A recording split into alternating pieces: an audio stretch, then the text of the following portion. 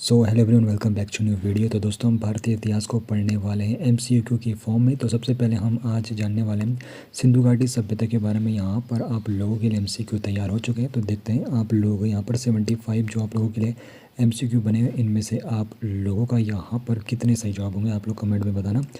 तो चलिए शुरू करते हैं। सिंधु घाटी सभ्यता का नामकरण किसके नाम पर हुआ है? तो सिंधु घाटी का जो नामकरण हुआ है वो किसके नाम पर हुआ है? वो सिंधु नदी के नाम पर हुआ है। तो सिंधु घाटी सभ्यता का नामकरण किसके नाम पर हुआ है? सिंधु नदी के नाम पर। हड़प्पा सभ्यता का सर्वप्रथम खोजा गया स्थल कौन सा था? तो हड़प्पा सभ्यता का जो सबसे पहले खोजा गया स्थल वो कौन सा था? वो हड़प्पा ही था। तो हड़प्पा सभ्यता का सर्वप्रथम खोजा गया स्थल कौन सा था? हड़प्पा। हड़प्पा की खोज सर्वप्रथम किस वर्ष की गई थी? तो हड़प्पा की खोज सर्वप्रथम की गई थी 1921 में। कब की गई थी? 1921 में। हड़प्पा सभ्यता के बारे में सर्वप्रथम जानकारी किसने दी थी? तो हड़प्पा सभ्यता के बारे में सर्वप्रथम जो जानकारी दी थी 1921 में दयाराम साहनी जी ने। सर्वप्रथम जानकारी यहाँ पर पूछी गई है। तो यहाँ पर देखो, दयाराम साहनी जी ने तो यहाँ पर जब यहाँ पे खोदे गए थे तो उस वक्त 1921 में इन्होंने खोदा था, तब इनको यहाँ पे अवशेष मिले थे। लेकिन जो सबसे पहले यहाँ पे पूछा है तो हड़प्पा सभ्यता के बारे में सबसे पहले यहाँ पर पूछा। तो आप लोगों को एक बार प्रश्न भी अच्छे से यहाँ पे चेकआउट करना है। तो सर्वप्रथम जानकारी जो दी थी वो चार्ल्स मेसन ने दी थी। चार्ल्स मेसन ने सर्वप्रथम जानकारी दी थी। फिर 1921 में दयाराम साहनी ने यहाँ पर खुदाई की थी, फिर इनको अवशेष यहाँ पर मिले थे। ठीक है, ये आपको पता होना चाहिए। और प्रश्न एक बार आप लोग अच्छे से यहाँ पे पढ़ लीजिए। तो हड़प्पा सभ्यता के बारे में सर्वप्रथम जानकारी किसने दी थी? चार्ल्स मेसन ने सर्वप्रथम जानकारी दी थी। चार्ल्स मेसन ने अपनी किस पत्रिका में सिंधु घाटी सभ्यता का उल्लेख किया था? तो चार्ल्स मेसन ने अपनी कौन सी पत्रिका थी इनकी? तो नैरेटिव ऑफ जर्नी। तो नैरेटिव ऑफ जर्नी ये किसकी है? चार्ल्स मेसन की। यहाँ पर इन्होंने सिंधु घाटी सभ्यता का उल्लेख किया था नैरेटिव ऑफ जर्नी में, जो कि चार्ल्स मेसन की थी। 1856 में कराची से लाहौर तक, देखो 1856 में कराची से लाहौर तक रेल लाइन बिछाने का कार्य किसके नेतृत्व में हुआ था? तो 1856 में कराची से लाहौर तक रेल लाइन बिछाने का काम किया था किसने? जॉन ब्रेटन और विलियम ब्रेटन ने। तो जॉन ब्रेटन और विलियम ब्रेटन ने 1856 में कराची से लाहौर तक रेल लाइन बिछाने का कार्य इनके नेतृत्व में हुआ था।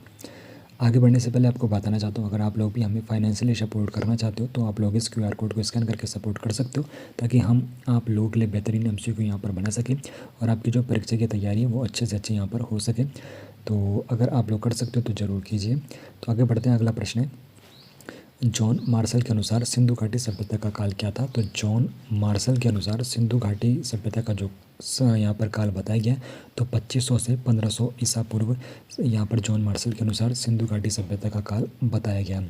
अब रेडियो कार्बन C14 पद्धति के अनुसार सिंधु घाटी सभ्यता का सर्वमान्य काल क्या है? तो रेडियो कार्बन C14 पद्धति के अनुसार सिंधु घाटी की सभ्यता का जो सर्वमान्य काल है 2500 से 1750 ईसा पूर्व है। सिंधु घाटी सभ्यता का आकार कैसा है? तो सिंधु घाटी जो सभ्यता है इसका जो आकार था कैसा था? त्रिभुजाकार सिंधु घाटी सभ्यता का आकार था। सिंधु घाटी सभ्यता का सबसे उत्तरी स्थल कौन सा था? तो सिंधु घाटी सभ्यता जो थी इसका सबसे उत्तरी यहाँ पर स्थल पूछा गया तो मांडा, जो कि जम्मू कश्मीर की तरफ था। तो यहाँ पर सिंधु घाटी सभ्यता का सबसे उत्तरी स्थल मांडा था। ठीक है, मांडा किस नदी के तट पर स्थित है? तो देखो, मांडा किस नदी के तट पर स्थित है? तो चिनाब नदी के ये तट पर स्थित है। तो मांडा आपका जम्मू कश्मीर की तरफ आ जाता है। तो मांडा किस नदी के तट पर स्थित है? तो ये चिनाब नदी के तट पर स्थित है। सिंधु घाटी सभ्यता का सबसे दक्षिणी स्थल कौन सा है? तो सिंधु घाटी का सबसे दक्षिणी स्थल पूछा है तो ये दैमाबाद है। तो सिंधु घाटी सभ्यता का सबसे दक्षिणी स्थल दैमाबाद है, जो कि महाराष्ट्र की तरफ आ जाता है। दैमाबाद किस नदी के तट पर स्थित है? तो दैमाबाद जो है परवरा, जो कि गोदावरी की सहायक नदी है, इसके तट पर स्थित है। अब देखो, जो दैमाबाद है ये दैमाबाद सबसे दक्षिणी क्षेत्र है। तो दैमाबाद जो आता है किस नदी के तट पर पूछा है? तो प्रवरा नदी के तट पर आता है। लेकिन अगर वहाँ पर प्रवरा नहीं है तो आपको वहाँ पर गोदावरी देखने को मिलेगा। तो गोदावरी की प्रवरा सहायक नदी है, तो इसी तट पर स्थित है दैमाबाद। सिंधु घाटी सभ्यता का सबसे पूर्वी स्थल कौन सा है? तो सबसे पूर्वी यहाँ पर पूछा है तो सबसे पूर्वी है आलमगीरपुर, जो कि उत्तर प्रदेश में आता है। तो सिंधु घाटी सभ्यता का सबसे पूर्वी स्थल है आलमगीरपुर, जो कि कहाँ पर है? उत्तर प्रदेश में आता है। और आलमगीरपुर किस नदी के तट पर स्थित है? तो आलमगीरपुर जो है हिंडन नदी के तट पर स्थित है। तो आलमगीरपुर किस नदी के तट पर स्थित है? तो पूर्व में आलमगीरपुर यहाँ पर हिंद जो सिंधु घाटी सभ्यता है इसका क्या है? ये एक स्थल है। तो आलमगीरपुर जो कि उत्तर प्रदेश में, और ये अगर नदी के तट पूछा गया तो हिंडन नदी के तट पर स्थित है आलमगीरपुर। सिंधु घाटी सभ्यता का सबसे पश्चिमी स्थल यहाँ पर पूछा है तो सबसे पश्चिमी जो स्थल है वो सुदका गेंडोर है। सुदका गेंडोर सिंधु घाटी सभ्यता का सबसे पश्चिमी स्थल है सुत का गेंडोर। अब सुत का गेंडोर किस नदी के तट पर स्थित है? सुत का गेंडोर ये किस नदी के तट पर स्थित है? तो यहाँ पर दास्क नदी के तट पर स्थित है सुत का गेंडोर, जो कि सबसे पश्चिमी स्थल है। सुत का गेंडोर दास्क नदी के तट पर स्थित है। हड़प्पा किस नदी के किनारे स्थित है? तो जो हड़प्पा है ये रावी नदी के तट पर स्थित है। हड़प्पा किस नदी के तट पर स्थित है? तो हड़प्पा आपके रावी नदी के तट पर स्थित है। वर्तमान में हड़प्पा किस देश में स्थित है? तो वर्तमान में जो हड़प्पा है पाकिस्तान में स्थित है। हड़प्पा से प्राप्त साक्ष्यों में से एक प्रमुख साक्ष्य कौन सा है? तो हड़प्पा में देखो क्या मिला था, जो यहाँ पे साक्ष्य मिले थे उसमें कुम्हार का चौक यहाँ पर एक प्रमुख साक्ष्य यहाँ पर है। कुम्हार का चौक कहाँ मिला था? हड़प्पा में मिला था। R37 कब्रिस्तान किस स्थल से प्राप्त हुआ है? तो R37 कब्रिस्तान भी कहाँ से प्राप्त हुए? ये हड़प्पा से प्राप्त हुए। कुम्हार का चौक कहाँ से मिला है? हड़प्पा सभ्यता से। R37 कब्रिस्तान कहाँ से मिला है? हड़प्पा से। मोहनजोदड़ो का शाब्दिक अर्थ क्या है? तो मोहनजोदड़ो का जो शाब्दिक अर्थ है वो है मृतकों का टीला। मोहनजोदड़ो का शाब्दिक अर्थ क्या है? मृतकों का टीला। मोहनजोदड़ो की खोज किसने की थी? तो मोहनजोदड़ो की खोज जो हुई थी 1922 में हुई थी। और 1922 में मोहनजोदड़ो की खोज किसने करी थी? राखालदास बनर्जी ने 1922 में मोहनजोदड़ो की खोज करी थी 1922 में।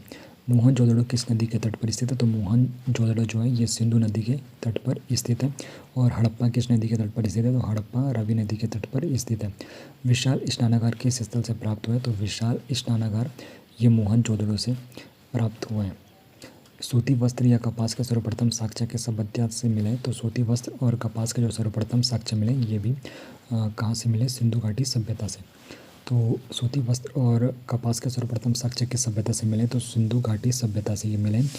पशुपति मोहर किस स्थल से प्राप्त हुई है? तो पशुपति मोहर जो मिली है तो ये मोहनजोदड़ो स्थल से प्राप्त हुई है पशुपति मोहर।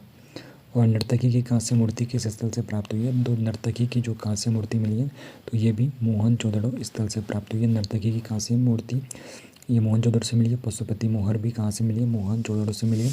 और चंदहोदड़ो की खोज किसने करी थी? तो चंदहोदड़ो की खोज करी थी किसने? ये मजुमदार जी ने, NG मजुमदार जी ने चंदहोदड़ो की खोज करी थी। NG मजुमदार जी ने चंदहोदड़ो की खोज करी थी। और कौन सा सिंधु स्थल एक औद्योगिक नगर था? तो औद्योगिक नगर था कौन? चंदहोदड़ो एक औद्योगिक नगर था। और किस यहाँ पर इसकी खोज किसने करी थी? मजुमदार जी ने चंदहोदड़ो की खोज करी थी। कौन किस सिंधु स्थल से दुर्ग के साक्ष्य नहीं मिलते? तो किस सिंधु स्थल से दुर्ग के साक्ष्य नहीं मिलते?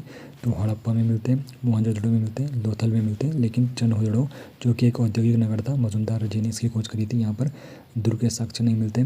मनके बनाने का कारखाना किस स्थल से मिला? तो मनके बनाने का जो कारखाना मिला चंदहोदड़ो और लोथल से मिला। तो ये चंदहोदड़ो क्या औद्योगिक स्थल है।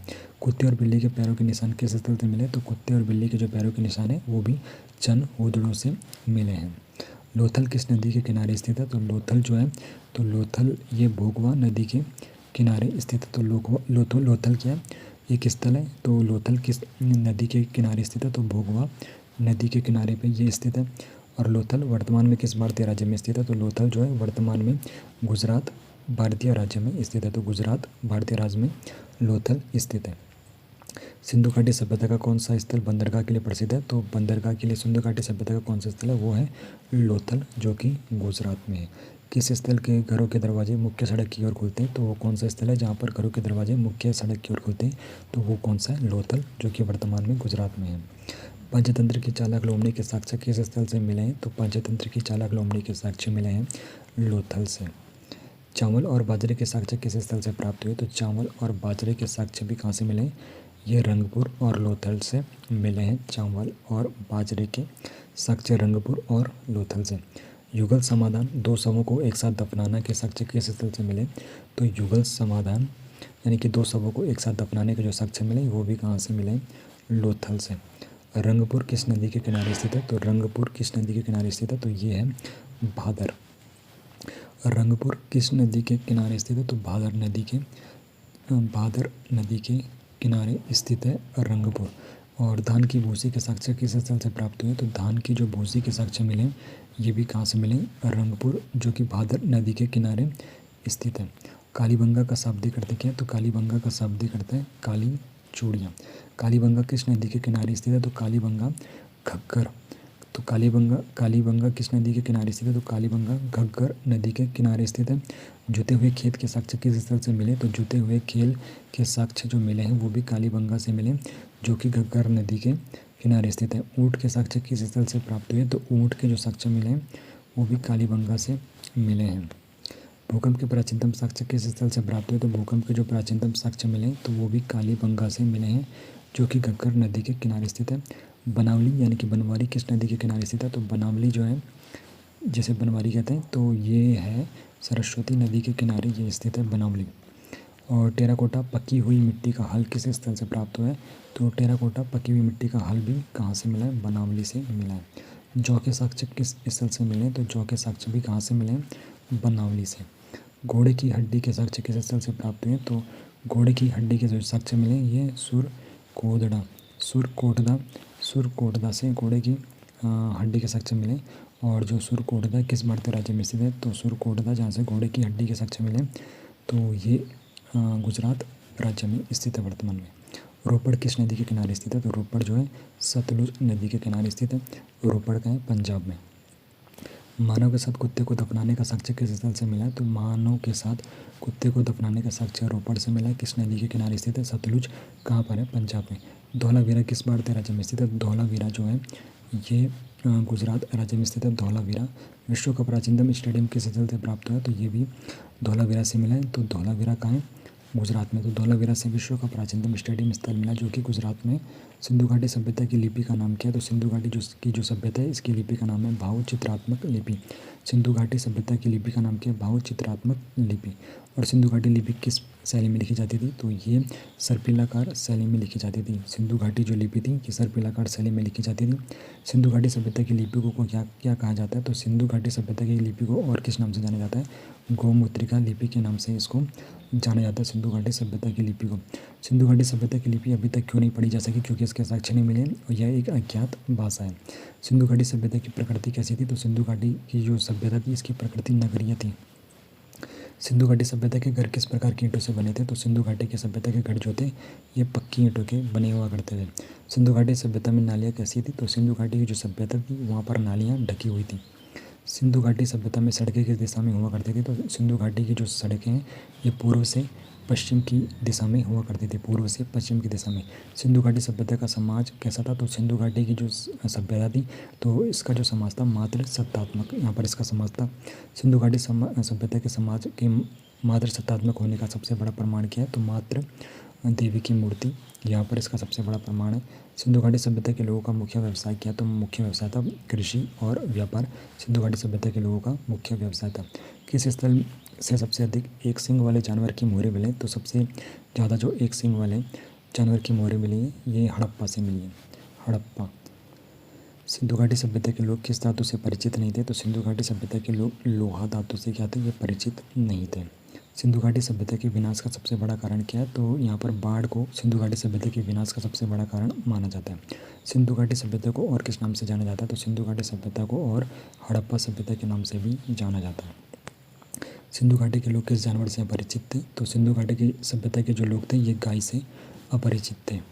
मांडा जो कि सिंधु घाटी सभ्यता का सबसे उत्तरी स्थल है किस राज्य में स्थित है? तो ये जम्मू कश्मीर राज्य में स्थित है। किस स्थल से माप तौल का पैमाना यानी कि बाट मिला है? तो ये लोथल से मिला है। तो किस स्थल से माप तौल का पैमाना यानी कि बाट मिला है?